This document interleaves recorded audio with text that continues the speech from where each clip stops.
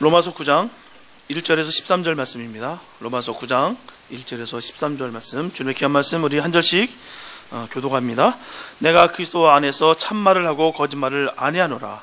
내게 큰 근심이 있는 것과 마음에 그치지 않는 고통이 있는 것을 내 양심이 성령 안에서 나로 더불어 증거하노니,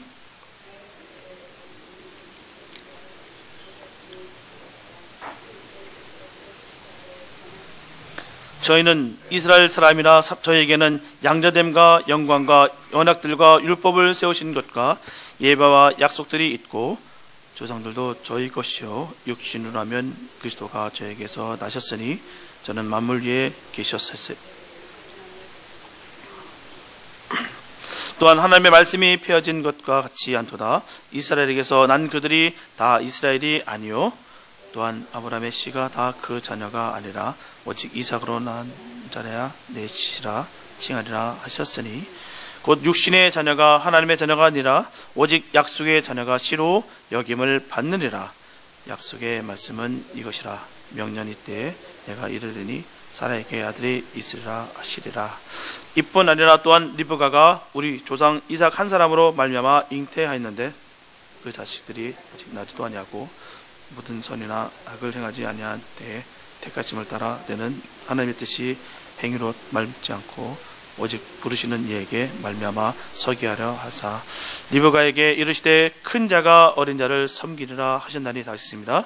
기록된 바 내가 야곱은 사랑하고 에서는 미워하였다 하심과 같으리라. 아멘. 기독교 역사에서 유대인은 하나님의 선민으로서 하나님의 섭리 가운데서 특별한 위치를 차지하고 있었습니다. 구원의 믿음이 유대인의 조상들로부터 전해졌으며 심지어 예수님께서도 유대인에게서 태어나셨습니다.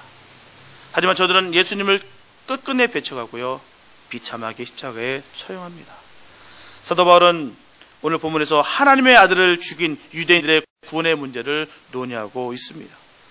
사도 바울은 여기에서 자신의 동족인 이스라엘 백성, 바로 유대인이 모두 구원을 받을 수 있다면 자신은 저주를 받아도 좋다라고 분명히 선언하고 있습니다. 오늘 본문의 말씀을 통해서 영혼에 대한 태도와 구원받은 증거가 무엇인가를 살펴보면서 말씀을 나누겠습니다. 복음은 생명을 걸고 전해야 됩니다. 본문 1절에서 3절에 보면 내가 그리스도 안에서 참말을 하고 거짓말을 아니하노라. 내게 큰 근심이 있는 것과 마음에 그치지 않는 고통이 있는 것을 내 양심이 성령 안에서 나로 더불어 증거하노니, 나의 형제 곧 고륙의 친척을 위하여 내 자신이 저주를 받아 그리스도에게서 끊어질지라도 원하는 바로라. 오늘 본문에서 사도 바울은 큰 근심이 있다라고 전하고 있습니다. 그리고 마음에 그치지 않는 고통이 있다라고 전하고 있습니다. 이것이 얼마나 진심에서 나오는 말이라는 것을 분명히 강조하고 있어요. 또한 지금 말하는 것이 그리스도 안에서 참말을 하고 거짓말을 아니한다라고 분명히 그는 전하고 있습니다. 그리고 내 양심이 성령 안에서 나와 더불어 증언한다라고 전하고 있습니다. 우리 주님 그리스도 안에서 참말이요 거짓말이 아니며 성령 안에서 양심이 거리감이 없는 진실된 말이라고 간절하게 전하고 있습니다. 지금 주님 앞에서 내가 떳떳하게 얘기할 수 있다는 것이에요. 이처럼 사도 바울이 큰 근심과 고통을 가진 이유는요, 개인의 부귀영화 때문이 아닙니다. 그런 사람들이 하나님이 보내신 그 아들 바로 예수님을 믿지 않는 것을 보면서 걱정하고 있다는 것입니다. 뿐만 아니라 본문에서 전하고 있듯이 그치지 않는다라는 것이에요.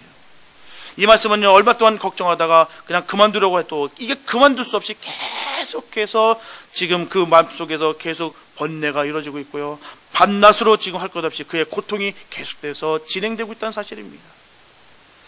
사실 사도 바울만큼 유대인들에게 있어서 핍박을 받은 사람도 없습니다. 사도 바울은 이방인들에게 핍박을 받아서 로마로 간 것이 아닙니다. 오히려 유대인들에게 핍박을 받았어요. 유대인들에게 붙잡히게 됐으며 로마의 보호를 받아야 살 것이라고 판단됐기 때문에 황제의 재판을 받겠다고 그가 가진 그 시민권을, 로마의 시민권을 써먹고 있습니다. 유대인 중에서는요, 사도 바울을 죽이기 전까지는 내가 아무것도 먹지 않겠다라고 하는 사람이 40여 명이 됐대요. 그 마음속에 얼마나 그 사도 바울을 미워하는 마음이 컸으면 먹을 것을 입을 대지 않고 그를 죽이겠다고 한 사람이 있다는 것입니다. 이렇게 사도 바울은 자신의 동족에게 철저하게 벌을 받았고요, 조교의 원수로서 완전히 낙인이 찍혔던 사람입니다. 그렇다면 사도 바울이 왜 그렇게 근심하며 그치지 않는 그런 고통을 지금 느끼고 있는 것이겠습니까? 자신을 그토록 미워하고 죽이라는 그 동족이라면 자신도 똑같이 미워하고 저주하며 분개해야 되지만, 그는 오히려 전하기를 나의 형제 곧 고륙의 친척을 위하여 내 자신이 저주를 받아 그리스도에게서 끊어질지라도 원하는 바로다라고 그는 분명히 선언하고 있습니다. 여기서 고륙의 친척은 바로 유대인을 말하는 것이에요. 이처럼 유대인의 구원을 위해서 내가 저주를 받아서 예수 그리스도에서 끊어질지라도 나는 원한다, 이런 말입니다. 사실 사도 바울이 받은 소명은 이방인 선교였습니다. 유대인 선교가 아니라 이방인 선교였어요. 그래서 그가 세계 여러 나라를 돌아다니면서 선교했습니다. 그가 만약에 유대인 선교였으면 예루살렘에서 자기 기반을 닦았겠죠. 하지만 주님께서는 원하셨던 게 바로 이방인 선교였기 때문에 그는 수많은 나라들을 돌아다니면서 소아시아 더불어 모든 유럽을 돌아다니면서 하나님의 말씀을, 그 복음을 전했습니다. 하지만 사도 바울은 자기 동족 유대인들을 포기할 수가 없다는 것입니다. 자나깨나 유대인, 자기 동족 이스라엘 민족들을 구원하고 싶었어요. 이게 떠나가지 않습니다. 그 마음속에 계속 그 고통이 그가 있었다는 사실입니다. 우리 민족은 왜 예수님을 믿지 않는가? 그 생각에 모든 관심이 거기에 있었다는 것이에요. 그 마음속에 떠나가지 않았다는 것입니다. 도저히 그는 자기 민족을 잃을 수가 없었어요. 수많은 이방인들이 돌아오는 것을 보면서 이방인들은 잘도 믿고 돌아오는데 저들은 감옥에서 예수를 믿어 지금 구원을 받는데 왜 우리 민족만큼은 예수님을 믿지 않고 구원받지 못하는가 하면서 큰 근심과 마음에 그치지 않는 그런 고통을 받고 있었다는 것입니다. 출애굽기 32장 32절에서 이런 심정으로 모세도 동족의 사절을 위하여서 하나님께 전하기를 주여 주의 기록하신 책에서 내 이름을 지어버려 주옵소서. 다시 말씀드리면 사도 바울도 모세와 같은 마음으로 목숨을 건 바로 소원을 하고 있다는 것입니다. 복음을 모르는 자기 민족을 위해서 내가 저주를 받아 예수님께 끊어지는 그 희생이 내가 있다 할지라도 이 귀한 복음을 통해서 자기 민족이 다 구원받기를 원했다는 것입니다.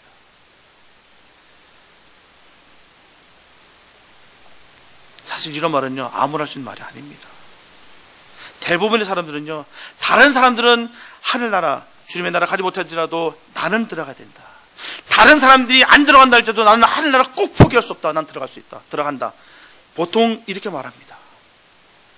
하지만 오늘 본문에서 사도 바울은요, 그리스도에게서 끊어질지라도 그렇게 말하고 있는 것이에요. 이 말은요, 어떤 감정에 의해서 북받쳐서 할 수 있는 말이 결코 아닙니다. 쉬운 말이 아니에요. 우리들이 예수님에게서 끊어진다는 것은요, 어느 한순간도 생각할 수 없는 너무나 끔찍한 완전한 구원에서 단절된 말이에요. 너무나 무서운 말입니다. 우리들이 예수님에게서 끊어지면요, 그것으로 영원한 저주입니다. 그러므로 사람이 예수님에게서 끊어지는 것은요, 세상에서 가장 비참한 상태입니다. 더 이상의 구원은 없어요. 예수에서 떨어진 이상은 그냥 그 자체가 저주입니다. 그렇다면 과연 저와 여러분들은 우리 형제와 고려의 친척들을 위해서 얼마나 희생하고 계십니까? 또한 우리 형제들이 모두 다 구원을 받는다면 나는 어찌 되어도 좋다라는 그 각오로 정말 전도하고 봉사하십니까? 과연 우리의 소원은 무엇이겠습니까? 사도 바울의 소원이 우리의 소원이 되시기 바랍니다. 그래야 주님이 사랑하는 그 영혼을 귀하게 여기시고요, 천국으로 인도하는 귀한 주님의 자녀들이 되시기 바랍니다. 본문 4절에 보면 저희는 이스라엘 사람이라 저에게는 양자됨과 영광과 언약들과 율법을 세우신 것과 예배와 약속들이 있고 라고 말씀하고 있어요.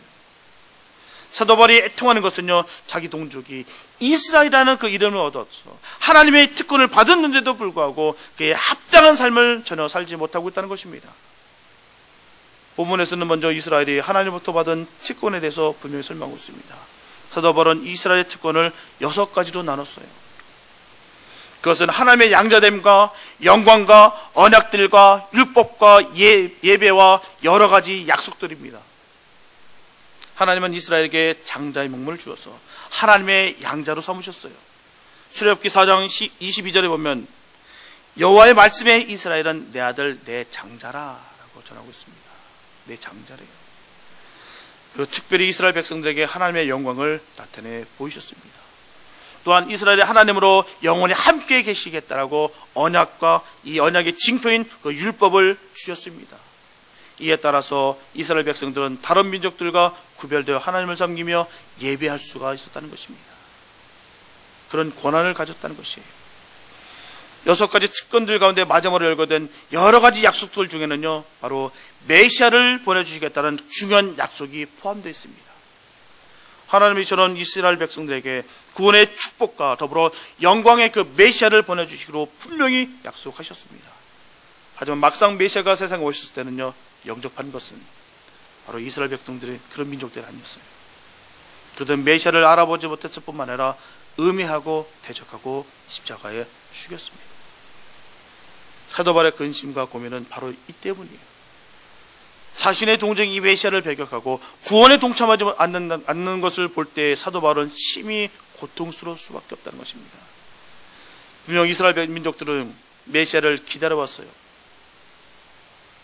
예수님께서 세상에 오셨을 때는 당시에 그 이스라엘 상황은요, 정말 사상 최악입니다. 혼란 가운데 있었어요. 모든 것이 다 무너졌던 시대였습니다. 정치, 경제, 문화, 모든 군사력까지도 모든 것이 철저하게 무너졌을 때 우리 주님께서 오셨습니다. BC 63년에 로마는 팔레스타인을 정복해서 완전히 식민지로 삼았어요. 유대인들은 식민국의 백성으로서 로마의 고통을 그대로 그들에게 겪고 있었습니다. 더욱이 로마 세력의 야합한 민족 지도자들도 그들의 횡포는요, 유대 백성들의 삶을 완전히 도탄의 삶으로 몰아버렸습니다. 아무런 희망이 없었어요. 보이는 것이라고는 아무것도 없었습니다. 이런 극한 상황 속에서 주님께서는 약속대로 바로 아들을 메시아로 보내주셨습니다. 하지만 예수님은 그들의 기대한 무력이나 권위를 갖춘 왕으로 오시지 않았다는 것이에요. 그들이 기대했던 것은요, 전쟁에 능하고 그분이 오심으로 말미암아 이스라엘이 다시 일어나서 모든 세계를 다 장악하는 그런 걸 꿈꾸고 있었던 것이 이스라엘 백성들입니다.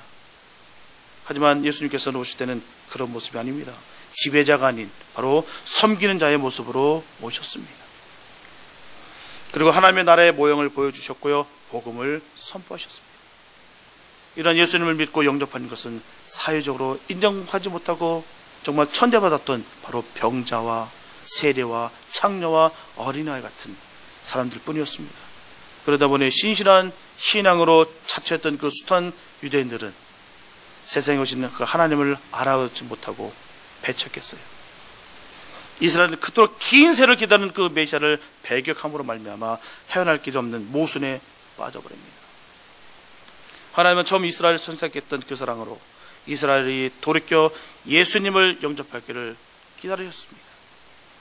예수님을 통해 모든 사람이 구원받고 하나님의 백성으로 영원한 은혜를 누리는 것이야말로 이스라엘을 선택하시고 그들 가운데 예수님을 보내신 하나님의 본뜻이기 때문입니다.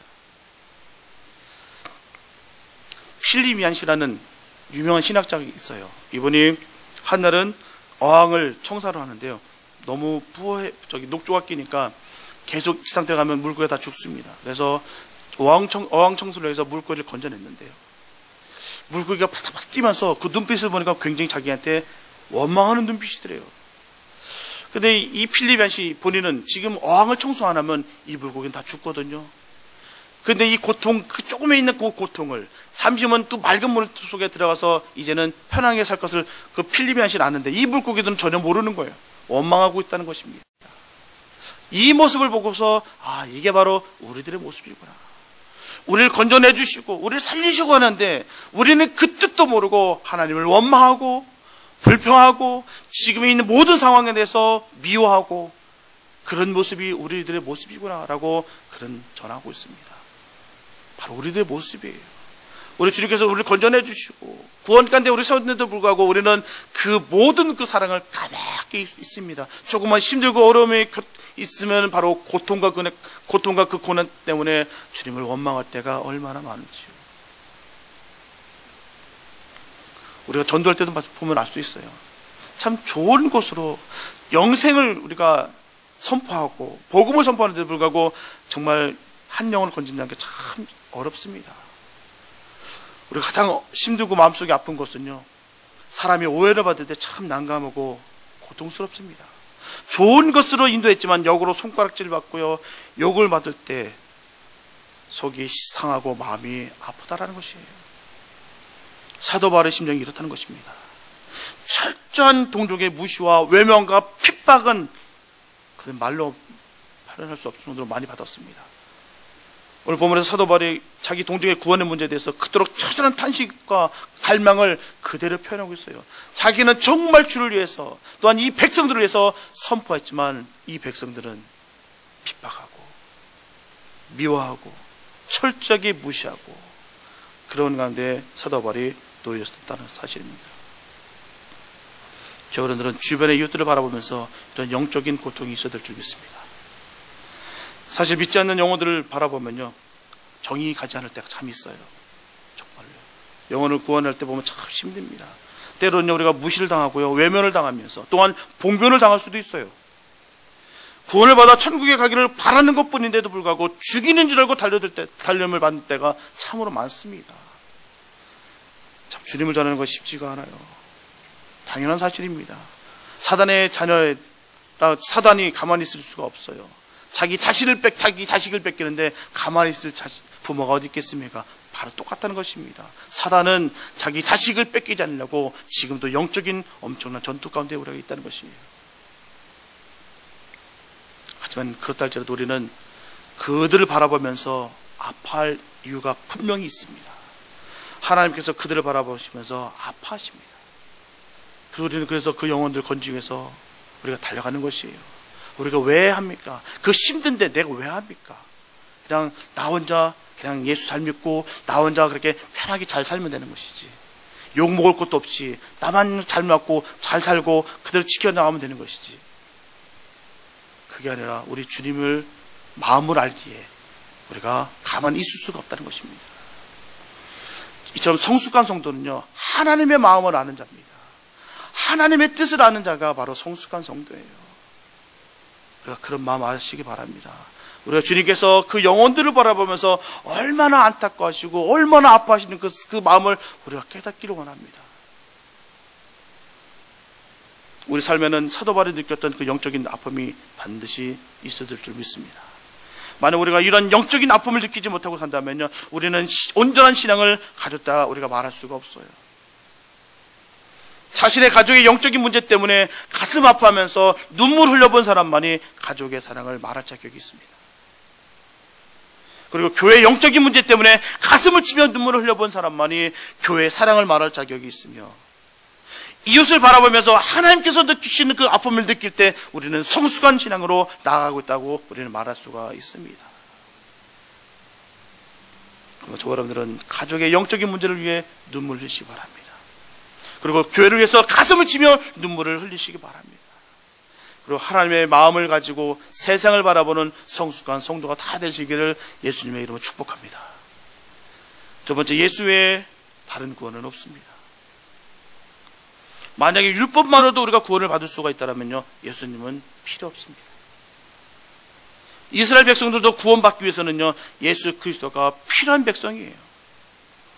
죄를 위해 주님이 오셨기 때문에 주님을 필요로 하는 민족이라면 이스라엘 백성도 우리 이방인들과 다를 바가 없이 긍휼의 대상이요 또한 은혜의 대상이라는 증거가 되기 때문이에요. 본문 6절에 보면 또한 하나님의 말씀이 폐허진 것 같지 않도다. 이스라엘에게서 난 그들이 다 이스라엘이 아니요 라고 말씀하고 있어요. 이 선언이야말로 가장 중요한 숙제를 푸는 결정적인 단서입니다. 이스라엘 백성들이 다 이스라엘 백성들이 아니한 것이에요. 그렇기 때문에 사도 바울이 전하고 있는 것은 너희가 율법을 가지고 있다는 것으로 자랑할 수 없다. 그래서 너는 갖고 있는 율법을 지키냐? 지키지 못했으면 과연 모르는 것과 무슨 차이가 있더냐? 오히려 그것을 소유하지 않았지만 그것을 지키는 자가 있다면 그들이 너희보다 더 나은 자다. 분명히 전하고 있습니다. 분명 아브라함은 믿음의 조상이 맞습니다. 그는요, 할례받기 전에 믿음으로 의롭다함을 받았어요. 창세기 15장에 그 사건이 나옵니다. 또한 할례는 17장에 나와요. 그리고 율법은 그 후로부터 400년이 더 지나서 이스라엘 백성들에게 주어집니다. 그래서 할례전과 율법 전에 믿음으로 의롭다함을 받은 것이 바로 아브라함이었어요. 그러므로 아브라함의 후손은 이 믿음을 좇은 자들입니다. 다시 말씀드리면 우리의 행위와 노력의 산물이 아닌 하나님의 은혜와 긍휼로서 구원을 얻은 하나님이 택한 자들입니다. 이들의 대표자로 아브라함이 믿음의 조상 이스라엘의 조상으로 서는 것입니다. 하나님은 아브라함에게 말씀하셨어요. 내가 너로 하여금 큰 민족을 이루게 해주겠다고 분명히 주님께서 약속하셨어요. 하지만 문제는요, 이렇게 약속한 지 10년이 지났는데도 불구하고 아브라함과 사라의 사이에는 아무런 변화가 없습니다. 자식이 없었다는 것이에요. 그래서 그들은 인간적인 방법을 택합니다. 바로 아브라함은 사라의 여종이었던 바로 하갈에게서 이스마엘을 낳아버립니다. 하지만 이스마엘은 하나님께서 약속하신 자녀가 아닙니다. 하나님께서 아브라함에게 약속하신 복의 자녀는 사라의 몸에서 난 이삭이었어요. 하나님께서는 약속하신 지 25년이 지난 후에 그것도 아브라함과 사라가 자라고는 아이를 절대로 낳을 수 없는 그런 몸이 되었을 때 이삭을 잉태하게 합니다. 이것은 바로 이삭이 육신의 자녀가 아니라 하나님께서 약속하신 자녀인 것을 견고하게 세우기 위함인 것입니다. 하나님의 뜻으로 하나님의 힘으로 하나님의 섭리를 얻은 아들 바로 이삭이 바로 복된 씨라는 것이에요. 여기서 우리가 알 수 있는 것은요, 하나님의 자녀가 되는 것은 약속에 의해 하나님의 자녀가 된다는 것입니다. 이것이 진리예요. 우리가 구약을 읽으면서 늘 생각하는 것은요, 하나님께서 크신 능력으로 부르시고 간섭하신 이스라엘 백성들이 왜 그렇게 말을 안 듣는가라는 것입니다. 왜 그렇게 지긋지긋하게 말을 안 듣고 왜 그렇게 지긋지긋하게 타락하고 다시 회복되고 다시 타락하고 회복되고 이렇게 계속된 반복된 역사가 이루어지고 있는가라는 것입니다. 너무나도 기가 막힌 역사예요. 정말 이거밖에 생각이 안 납니다. 정말 기가 막히다. 이 민족은 이렇게까지 될 수가 있는가, 이렇게까지 사람이 이 민족이 정말 이럴 수밖에 없는 민족인가. 다 그런 기적과 그런 것을 다 맛봤는데도 불구하고 어쩜 이렇게 쉽게 무너지고 이렇게 쉽게 타락하며 이럴 수가 있을까. 그런데 그들의 역사적인 흐름을 보게 된다면요, 언제나 저들의 다수는 하나님의 백성이 아닌 자들이고 그 중에 얼마는 하나님의 백성이었다는 것이에요. 전체가 다 하나님의 백성들이 아니었어요. 그래서 우리는 두 가지 문제를 깨닫게 됩니다. 하나는 이스라엘 백성들이 타락할 수 있었던 이유가 바로 그들의 다수가 하나님의 백성이 아니기 때문인 것입니다. 그래서 그들은 하나님을 떠나서 우상을 숭배할 수가 있었던 것이에요. 왜요? 하나님의 자녀가 아니기 때문에. 그리고 중요한 또 한 가지는요, 바로 하나님이 이스라엘 백성에게 고난을 주시고 회개를 통한 회복의 역사가 이루어지게 한 것은요, 거기에 하나님의 택한 백성이 있었기 때문입니다. 여러분들은 정말 하나님 택하신 백성 되시기 바랍니다. 아무리 세상에 예수를 믿는다고 하는 사람들이 많이 있습니다. 하지만 그 가운데 정말 하나님의 자녀는 구별되어 있다는 사실이에요.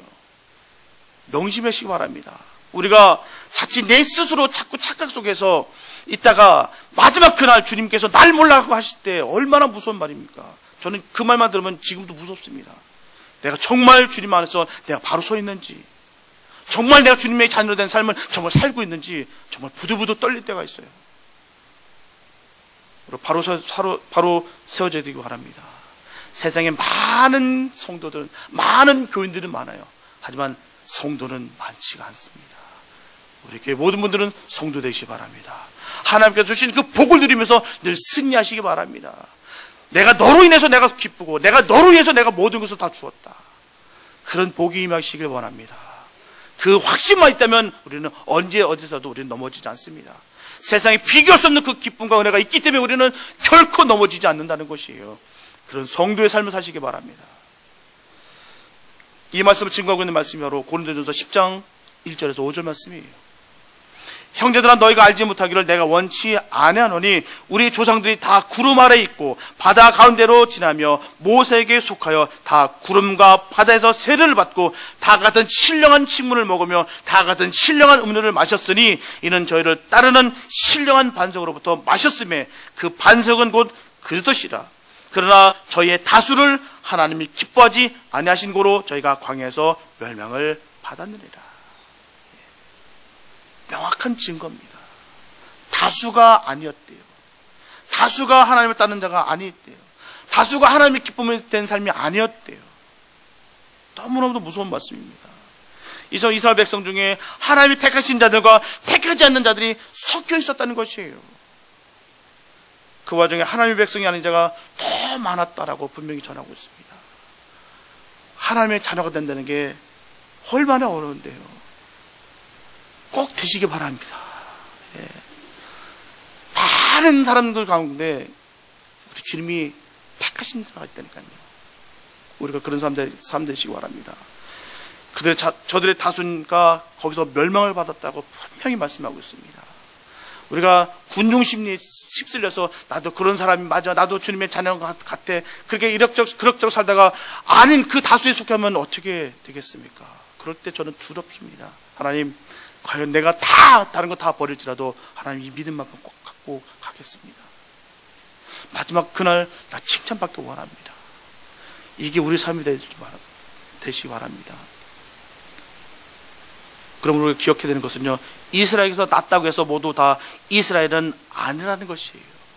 혈통적으로는 모두 이스라엘 시민이겠지만 그렇다고 해서 저들이 모두 다 하나님의 백성이라 할 수가 없습니다. 그렇기 때문에 예수님 당시에 예수님과 바리새인과 충돌할 수밖에 없었어요. 그 이유는 주님은 저들을 구원하시기 위해서 오셨지만 저들은 자기들이 율법으로 무장되어 있기 때문에 구원이 필요 없는 존재라고 그들은 철저하게 착각 속에 있었습니다. 말씀에 자기들은 율법에 자기들은 무장되어 있었거든요. 그렇기 때문에 그들 눈에는 예수님은 보이지 않았습니다. 예수님이 보기를 저는 하나의 이단이다. 왜 그 옆에는 병자와 창녀와 세리와 어린아이들이 득실득실하다. 저거는 우리가 바라는 그 메시아가 아니다 라고 여겼습니다. 왜냐고요? 그들의 눈에 가려있는 그 율법으로 말미암아, 자기들이 있는 착각으로 말미암아, 자기네 고집과 아집과 교만으로 말미암아 주님을 몰랐다는 것입니다. 그걸 알고 깨닫고 회개한 자들만이 다 주님 옆에 서 있을 수가 있다는 사실이에요. 주님은 그런 자들을 사랑하십니다. 교만을 벗어버리고 거만을 다 내려놓고 겸손하게 주님께 맡길 수 있는 그런 믿음을 갖고 있는 그를 사랑하시고, 그가 바로 하나님의 자녀입니다. 자신들은 유대인이기 때문에 당연히 구원받을 것이라고 조금도 의심하지 않았어요. 우리는 예배 열심히 들었다고 우리는 천국 간다고 그렇게 우리는 조금도 의심하지 않고 살아갈 때가 얼마나 많습니까? 내 마음속에는 정말 세상의 것으로 꽉 차 있는데도 불구하고 말입니다. 그래서 세례요한은 저들에게 분명히 명확하게 선언합니다. 누가복음 3장 7절과 8절에 보면, 요한이 세례받으러 나오는 무리에게 이르되 독사의 자식들아, 누가 너희를 가르쳐 장차올 진노를 피하라 하더냐. 그러므로 회개와 합당한 열매를 맺고 속으로 아브라함이 우리 조상이라 말하지 말고 내가 너에게 이르노니 하나님이 능히 이 돌들로도 아브라함의 자손이 되게 하시리라. 이처럼 유대인을 향해서 거침없이 독사의 자식이라고 말합니다. 그거는요, 욕이에요, 욕. 그들에게 있어서 너무나 치욕적인 뱀이라는 표현을 쓰고 있습니다. 유대인에게 있어서 뱀은 언제나 사단을 연상시키는 상징적인 표현이에요. 세례요한은 분명하게 그들에게 지적합니다. 너희가 아브라함의 자식이라고 생각하지 말라. 왜냐하면 회개해야만 아브라함의 자손이 되는 것이지 결코 회개하지 않으면 원래 독사의 자식이다 라고 얘기하고 있습니다.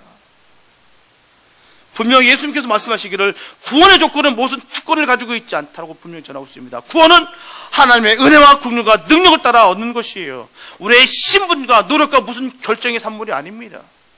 우리의 구원은 하나님의 손에 있어요. 영원하시고 신실하신 그 하나님께서 주시는 것입니다. 바로 예수님을 믿을 때 어느 누구라도 얻을 수가 있는 것이에요. 그게 바로 침노하는 것입니다. 내가 정말 주님을 정말 뜨겁게 사랑하는 것, 그게 침노예요. 어느 순간부터 내가 시간이 지나면서 점점 그 열정이 다 식어져 버렸어요. 난 구원 받았으니까, 난 이 많은 것들을 내가 예전에 많이 체험해봤으니까 나는 이제는 됐어 라고 여길 때가 얼마나 많은지요. 내 가슴 한번 두들겨 보십시오. 내가 아직도 정말 주님 때문에 내가 뜨거움이 있는지 아닌지, 내 감정에 따라서 내가 믿음을 갖고 살아가고 있는 것은 아닌지 한번 점검해 보시기 바랍니다. 정말 내 안에 성령으로 꽉 차 있으면요, 내 안에 감정적인 것에서 내가 현혹되지 않습니다. 그거보다 더 중요한 것을 내가 알고 있기 때문에 내가 그 모든 것을 다 내려놓을 수 있는 그 믿음의 용기가 우리가 있을 수 있다는 것이에요. 로마서 10장 9절에 보면, 내가 만일 내 입으로 예수를 주로 신하며 또 하나님께서 그를 죽은 자 가운데 살리시는 것을 내 마음에 믿으면 구원을 얻으리니 라고 말씀하고 있습니다. 이렇게 구원의 조건은 두 가지예요. 첫째, 내가 만일 내 입으로 예수를 주로 신하며 라는 것입니다. 둘째, 하나님께서 그를 죽은 자 가운데서 살리시는 것을 내 마음에 믿으며라는 것입니다. 여기서 중요한 것은 받아들이기만 하면 된다는 것이에요. 내가 주님을 받아들이기만 하면 된다는 사실입니다. 하나님께서 말씀으로 세상을 창조하셨듯이 예수님을 죽은 자 가운데서 살리신 증거를 믿기만 하면 됩니다. 내 행위, 삶과 관계없이 그걸 받아들이기만 하면 우리는 구원을 받습니다. 하나님께서 그를 살리신 것을 믿을 때 그 믿음이 바로 우리를 살리시는 것이에요. 세상 사람들은요, 예수 믿어요. 예수 믿는데요. 하지만 부활은 못 믿겠대요. 점검해 보시기 바랍니다. 우리 전도할 때 보면 알아요. 예수님 믿어요? 아, 예수 믿어요. 부활을 믿으십니까? 아, 그건 못 믿겠대요. 많은 사람들이 그래요. 유대인들에게서도 제가 한번 그래왔어요. 저 피아노 선생님이 하셨는데 그분을 내가 전도하면서 얘기했는데요. 그분이 그러더라고요. 유대인 사람이거든요. 좋으신 분이래요. 예수는 참 좋으신 분이다. 성자다. 근데 부활은 못 믿겠다.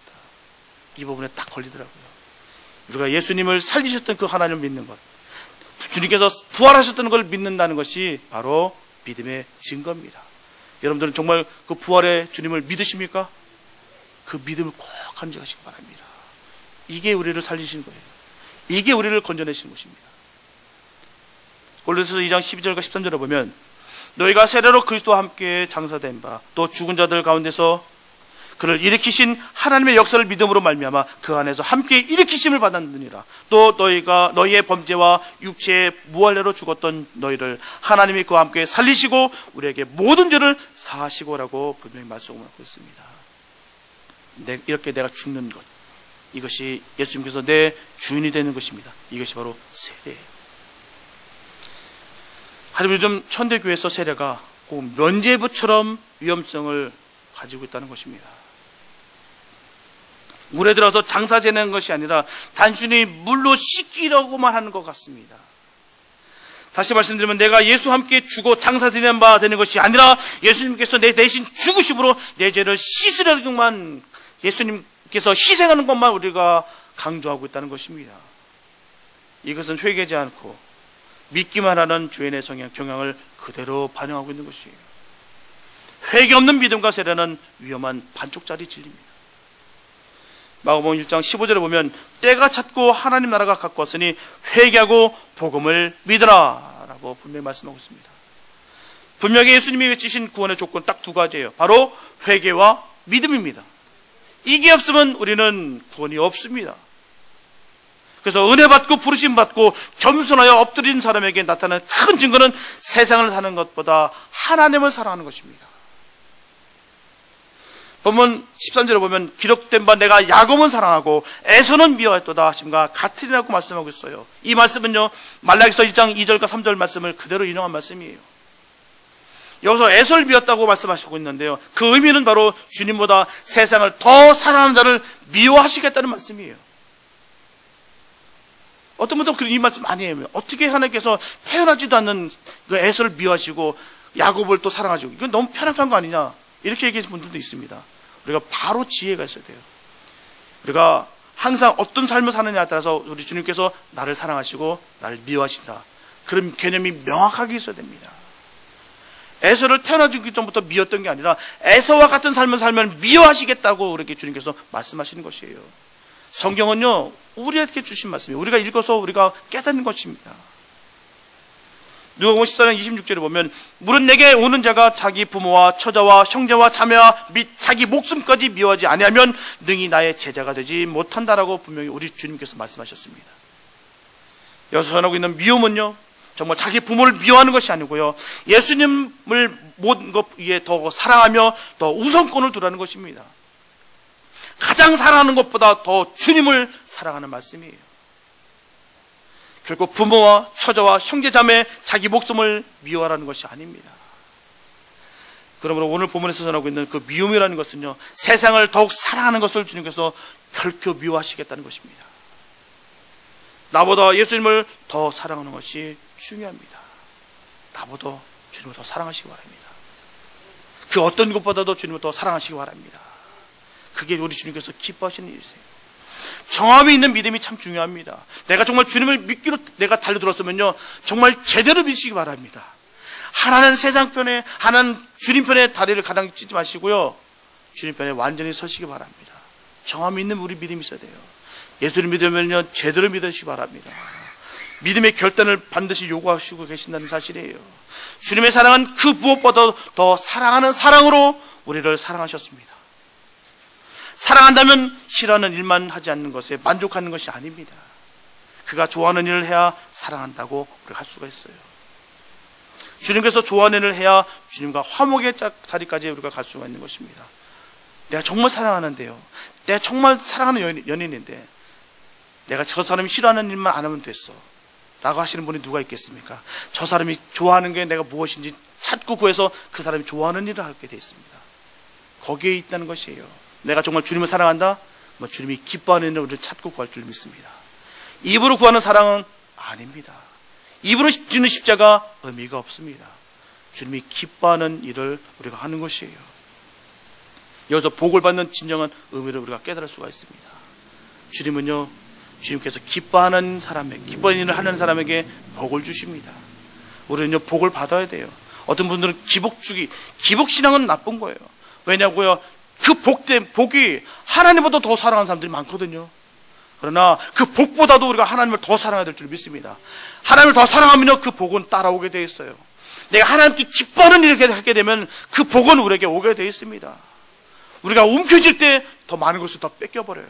다 내려놨을 때 더 많은 것을 우리에게 주십니다. 그게 하나님께 주신 그 복의 계산법이에요. 우리도 보면 손가락에 반지 끼고 싶은 손가락이 있어요. 10손가락 중에 안 아픈 손가락이 없으며 깨물어서 안 중요한 손가락이 없습니다. 하지만 그 이 10가지 손가락 중에 반지를 끼고 싶은 손가락이 있다는 것이에요. 특별히 이쁜 손가락이 있다는 것입니다. 우리가 주님의 그 이쁨을 받는 저와 여러분 됐으면 좋겠습니다. 다 주님은 다 사랑하세요. 다 우리를 귀하게 존귀하게 여기십니다. 그런데도 불구하고 그 가운데 정말 사랑하는 자녀가 있다는 것이에요. 우리가 그런 침노하는 우리가 되기 바랍니다. 그 사랑을 얻는, 쟁취할 수 있는 그런 우리의 믿음의 결단이 있기를 바랍니다. 왜냐고요? 주님이 우리를 그렇게 사랑하셨기 때문에요. 우리가 그 사랑을 받았다면, 그 맛을 봤으면 우리는 그렇게 되게 되어 있습니다. 주님의 사랑이라는 것은요, 한 마리 잃은 양을 더 사랑하는 사랑, 그래서 99마리 양을 주고 떠나는 그 사랑, 소외자를 찾아 나서는 그 사랑, 이 사랑으로 우리 하나님은 우리를 사랑하시는 것이에요. 이스라엘 민족을 두시고 우리를 사랑하시는 것입니다. 그들이 다 구원받지 않았으나 기다리지 않으시고 우리를 사랑하시는 것이에요. 복음을 주신 것입니다. 너무나도 값진 것이에요. 아무나마를 놓고선 옮길 수 있는 그런 사랑을 우리가 받았다는 것입니다. 우리도 또한 그런 똑같이 내려놓고 주님께 다가갈 수 있는 그런 사랑이 우리에게 있기를 소원합니다. 그게 진정한 사랑이에요. 입으로 사랑합니다, 나 주님 편을 갖겠습니다, 의미가 없습니다. 내가 놓고서 갈 수 있는 믿음의 결단이 우리에게 있어야 되는 것이에요. 세상의 모든 것을 다 놓고도 내가 갈 수 있는 그런 믿음이 우리에게 있어야 될 줄 믿습니다. 이게 정말 사랑이에요. 내가 정말 주님을 사랑한다면 내가 이 모든 것을 다 내려놓고도 갈 수 있는 믿음이 바로 진정한 사랑과 믿음인 것입니다. 선교와 전도는 바로 이런 사랑으로부터 시작되는 것이에요. 우리가 사랑을 받는 표적인 증거는요, 예수님을 믿고 구주로 믿고 그분을 사랑하는 마음이 솟는 것이에요. 중요한 것은 바로 진심의 믿음입니다. 이 믿음이 우리가 하나님의 사랑을 받는 증거입니다. 선교와 전도는 같은 거예요. 다른 게 아닙니다. 선교했다고 더 훌륭한 것도 아니고 전도했다고 더 훌륭하고 낮은 것도 아닙니다. 똑같습니다. 같이 가는 거예요. 선교와 전도가 같은 겁니다. 하지만 어떤 마음에서 출발하냐? 이 마음인 것입니다. 다 내려놓고도 내가 저 영혼들을 위해서 내가 달려갈 수 있는 믿음, 그런 뜨거움이 우리에게 있어야 될 줄 믿습니다. 왜냐하면 우리 주님이 우리를 그렇게 건져내셨어요. 다 내려놓으시고, 99마리를 다 내려놓으시고 우리를 건져내 오셨다는 사실입니다. 우리가 그런 사랑을 받았어요. 그럼 우리도 내려놓고 갈 수 있는 그런 믿음의 결단이 있어야 될 줄 믿습니다. 세상에 묶이지 마시고요, 세상의 정욕들에 우리가 넘어가지 마시고 오직 주님을 바라보면서 달려가시기 바랍니다. 사랑하는 여러분, 우리가 사는 이 세상에는요, 약속의 자녀들과 육신의 자들이 공존하면서 살고 있습니다. 하나님의 자녀들과 세상의 자녀들, 구원받을 자녀들과 유기될 자녀들이 함께 그렇게 살아가고 있다는 사실입니다. 한 교회 안에서도 마찬가지예요. 내가 데려감을 받는 사람이 있냐면 그것도 노함을 받는 자가 있다는 사실이에요. 저는 이 생각할 때마다 이 자리에 있어도 마음이 막 찢어집니다. 어떤 성도를 여기다 두고 갈까 생각할 때마다 저 마음이 너무 아파요. 다 가야 되는데, 다 같이 천국 가야 되는데 막 이 자리에서 보면요, 그게 막 보일 때마다 막 너무너무 괴롭습니다. 내가 이렇게 괴로운데 우리 주님은 얼마나 괴로우실까요? 서로가 통증을 느끼시기 바랍니다. 하나님의 마음을 보고 듣고 느껴서 그 영혼을 바라보시면서 통증을 느끼시기 바랍니다. 나만 천국 가고 나만 잘 되니까 그수로 끝나는 것이 아니라 다 가족이기 때문에 내 가족 놓고 갈 때 얼마나 마음이 아픕니까? 내 가족이라 생각하시고 그런 영혼에 대한 통증을 가지시기 바랍니다. 주님은 지금도 통증과 또 있으세요. 오늘 사도들이 강조하는 게 뭐겠습니까? 저 벌어진 유대 백성, 저 내 민족들 다 지금 구원받지 못하고 다 불 속에 불못에 떨어질 수밖에 없는 인생이라는 것을 봤을 때 그가 얼마나 고통 속에 있었냐면, 나는 벌어도 괜찮으니까 저 영혼들 데려가 주세요라고 그런 당당하게 선포하지 않습니까? 우리 이런 믿음이 있어야 될 줄 믿습니다. 그렇다고 우리가 다 지옥 가라는 얘기 아니에요. 그만큼 내가 저들과 함께 같이 가겠다는 그 뜨거움이 우리에게 있어야 되는 것입니다. 내가 왜 믿습니까? 내가 지금 왜 예수를 믿어요? 내가 왜 성경 말씀 왜 읽어요? 내가 왜 기도합니까? 주님의 마음을 맛보려고 기도하는 거 아니겠습니까? 주님의 뜻을 알기 위해서 내가 성경 말씀 보는 거 아니겠습니까? 나 혼자 잘 먹고 잘 되라고요? 아니요. 저 영혼도 잘 되고 나도 잘 되고 그래서 천국 가야 된다. 그게 우리가 목표가 될 줄 믿습니다. 그런 통증이 우리에게 있어야 될 줄 믿습니다. 저 영혼을 바라보면서 같이 아파하면서 함께 통증을 느끼면서 천국 같이 뚜벅뚜벅 십자가 길을 걸어가는 저런 됐으면 참 좋겠습니다. 그래서 주님께서 주신 그 칭찬과 은혜가 우리가 늘 넘쳤으면 좋겠습니다. 단 한 가지밖에 없어요.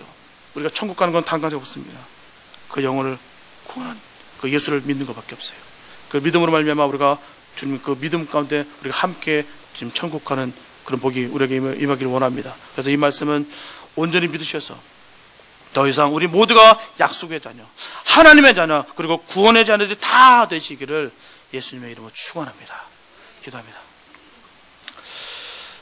사랑이 많으시고 거룩하신 우리 아버지 하나님, 이 시간부터 우리의 현실적인 평범한 삶 가운데 하나님의 뜻을 찾아 실천하고 행하는 우리들이 되게 하여 주시옵소서. 항상 기뻐하게 하시고 쉬지 말고 기도하게 하시고 범사에 감사하도록 도와주시옵소서. 이는 그리스도 예수 안에서 너희를 향하신 하나님의 뜻이라고 주님 말씀하고 계십니다. 가장 내 가까이 있는 하나님의 뜻도 실천하지 못하면서 기상천외한 하나님의 뜻을 실천할 수가 있겠습니까? 우리는 예수 그리스도의 십자가 앞에 설 때 감사할 수밖에 없습니다. 죄짓고 불의하며 더럽고 추악하며 버림받아 마땅한 우리들을 위해서 우리를 사랑하셔서 십자가에 못 박히시고 몸을 찢고 피 흘리시면서 우리 대신 죽어주신 그 은혜를 생각할 때 우리가 어찌 감히 찬송하지 아니하며 기뻐하지 않을 수가 있겠습니까?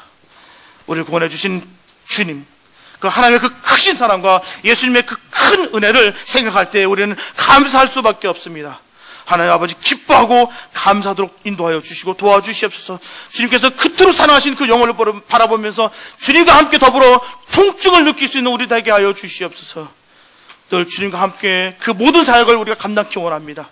아버지, 우리가 능을 주시고 힘 주셔서 주님께 기쁨이 되는 삶, 주님의 자녀된 삶을 살게 도와주셔서 특별히 구별돼서 어느 곳에 있을 때라도 하나님의 자녀된 권세를 누리며 승리할 수 있는 저희들 다 되게 하여 주시옵소서. 우리 모든 성도가 주님의 자녀인 줄 믿습니다. 바른 성도의 삶을 바른 복음 가운데 바로 양육되며 성장될 수 있는 우리 모두 다 되게 하여 주시옵소서. 주님, 이 밤 주님께서 만나주시고 함께하여 주셔서 다시 회복의 역사, 또한 다시 한번 그 믿음이 다시 한번 불같이 일어날 수 있는 복된 은혜 시간 되게 하여 주시옵소서. 우리를 구원하신 예수님의 이름으로 기도드렸습니다.